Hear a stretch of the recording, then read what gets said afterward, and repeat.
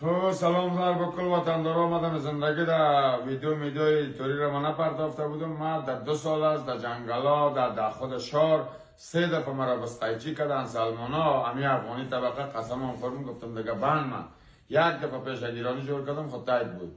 دیگه 2 سال از نمی جنگلا 3 4 تا هر نوکموی خوشام کشیده بود، یک نوکموی 4 تا شده بود. من بیادر گفتم باید که تا کارم میگو به اهلش بسپارم.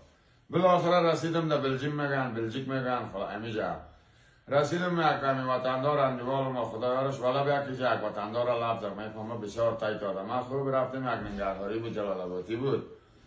اولش خو این در خارج است عیناً گوساله واره موی تو کش داره کشانه موی بنجر بم تو کنده رایست. من گفتم با آدم هستی نیستیش ما کم میگی خلاصه می قیچیزانه بلد نبود. هر رقم دکان واس کده سو کار خودش. این بیادر آمدیدم او لالو چلو هر تا که